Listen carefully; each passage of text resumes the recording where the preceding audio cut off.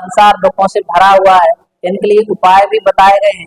और भगवान बुद्ध ने कहा है कि इस संसार में कोई भी कृपा काम नहीं करते हैं, बस वो सामने वाला आपके लिए प्रयत्न कर सकता है, पर कर्म तो आपको ही करना पड़ता है। और दुखों को दूर करने के लिए 4 आर्य सत्य बातें बताई गई हैं। कौन कौन सी सत्य बातें हैं उनके लिए देखिए आप, सबसे पहला बताया गया है क्या कि दुख, क्या बताया गया है, दुख। तो उन्होंने कहा कि संसार दुखों से भरा हुआ है, संसार दुखों से भरा हुआ है, ठीक है ना। अब दूसरा क्या बताया गया है, दुख समुदाय। क्या बताया गया है, दुख समुदाय, यानी दुख का कारण क्या है, तो दुख का जो कारण है व्यक्ति की इच्छा या तृष्णा, ठीक है ना। दूसरा है आशा, यानी पहले कहा हो गया व्यक्ति के दुख का कारण है आशा और तृष्णा। क्या है, तृष्णा, जिसको हम बोल सकते हैं इच्छा। तो आप देखिए सबसे बड़ा कारण यही, व्यक्ति की इच्छाएं अनंत होती है, ठीक है ना, और उन इच्छाओं की पूर्ति नहीं होती है तो व्यक्ति दुखी हो जाता है। फिर तीसरा उन्होंने बताया है दुख निरोध। दुख निरोध में क्या बताया है कि दुखों से मुक्ति मिल सकती है, दुखों से मुक्ति मिल सकती है। अब दुखों से मुक्ति कैसे मिलेगी, तो उन्होंने बताया दुख निरोधगामी प्रतिस्पर्धा। इसमें बताया है कि आप अष्टांगिक मार्ग को अपनाइए। किसको अपनाना है, अष्टांगिक मार्ग और अभ्यास। अष्टांगिक मार्ग और अभ्यास के कारण हम दुखों से मुक्ति प्राप्त कर सकते हैं, ठीक है ना मेरे भाई। क्या कारण बताएं, पहला है दुख, संसार दुखों से भरा हुआ है। दूसरा है दुख समुदाय, दुख का कारण क्या है, इच्छा और आशा करना।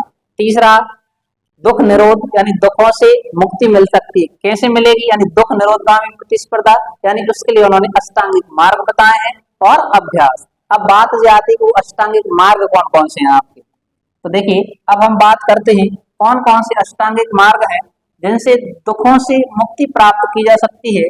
पहला है आपका सम्यक दृष्टि। तो देखिए आपने सुना होगा कि नजरें बदलिए नजारे बदल जाते हैं, ठीक है ना। इसलिए आपने सुना होगा कि भाई अपनी नजरें बदलिए, आप व्यक्ति में अच्छाइयां देखिए, ना कि उसमें बुराइयां देखिए। अगर हम किसी में बुराइयां देखने बैठ जाएंगे तो उस व्यक्ति में लाख भी अच्छाइयां हो तो हमें तो उसमें बस बुराइयां ही नजर आती। पहला है सम्यक दृष्टि। दूसरा सम्यक संकल्प। कौन सा हो जाएगा आपका, सम्यक संकल्प। तो देखिए भाई आप जीवन में अच्छा संकल्प धारण करिए, जब आपका संकल्प अच्छा होगा तो आपकी वाणी भी अच्छी होगी, यानी तीसरा हो जाएगा आपका सम्यक वाणी। कौन सा हो जाएगा, सम्यक वाणी। और चौथा हो जाएगा आपका अच्छी वाणी बोलिए। तो जैसे आपने सुना कि अच्छी वाणी बोलिए, एक कहावत सुनी है आपने कि ऐसी वाणी बोलिए जिससे मन का आपा होए, औरों को शीतल करें और आप भी शीतल हों। यानी आपकी वाणी में मधुरता होनी चाहिए। जब वाणी अच्छी होगी तो सम्यक कर्म, आप कर्म भी अच्छे करिए, ऐसा कर्म मत करिए जिससे लोगों की हिंसा हो, ठीक है ना। अब आता है 5th नंबर का सम्यक आजीव। क्या होगा आपका, सम्यक आजीव, यानी आपको अच्छा भोजन ग्रहण करना है। कैसा करना है, अच्छा भोजन ग्रहण करिए, मांसाहारी चीजें मत खाइए, आप अच्छा भोजन ग्रहण करें जिससे कि आप स्वस्थ रहें। और उसके बाद स्वस्थ रहने के लिए आपको सम्यक व्यायाम करना पड़ेगा। आपको क्या करना पड़ेगा, व्यायाम, यानी आपको योगा भी करना पड़ेगा। जब योगा करेंगे आप तो आप लेंगे सम्यक स्मृति। रखिए आप, क्या रखिए आप, सम्यक स्मृति, यानी आप अच्छी चीजों को सोचें, हमारे साथ किसने अच्छा किया है, अच्छा व्यवहार किया है, अच्छी यादें सोचें आप, ना कि बुरी चीजों को सोचें आप।